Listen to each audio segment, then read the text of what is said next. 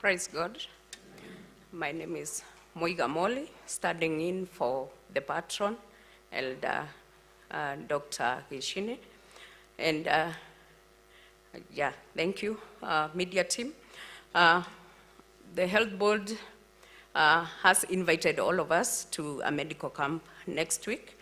And in preparation to that, we want to present a short presentation on mental health. And we are looking at the meaning-making process. And the question is, which explanation explains your current situation? And we shall see that each of these explanations could be true or not true. It all depends on your choice and the evidence available. When we talk about the meaning-making process, what do we mean? This is a process where how a person construes, understands, or makes sense of their life events, their relationships, and themselves.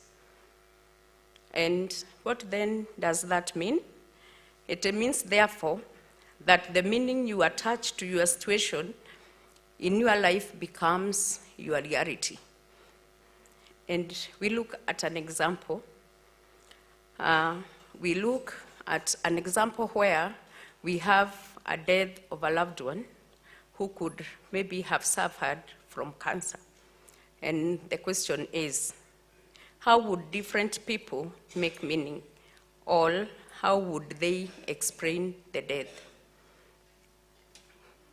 And looking at some of the examples that we hear from people, we have also heard, and some may argue that the person died from the disease, from the cancer.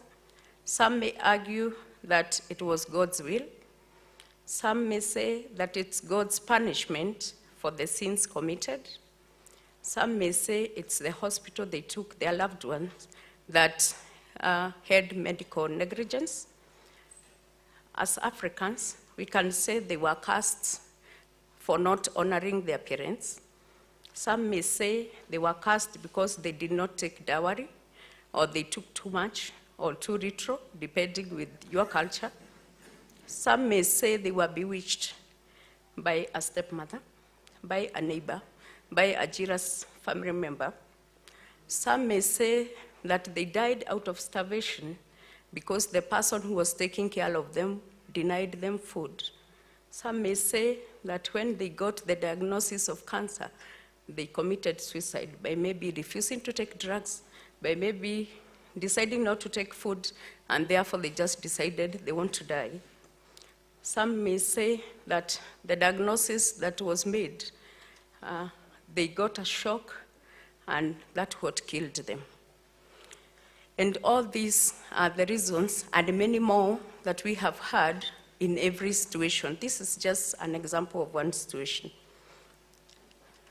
For the mental well-being, as health board, we urge you members to be making the best meaning of your situation that will give you peace, that will give you happiness, that will give you hope, purpose, and that will be less stressful for your situation, and that will help you cope better with the situation.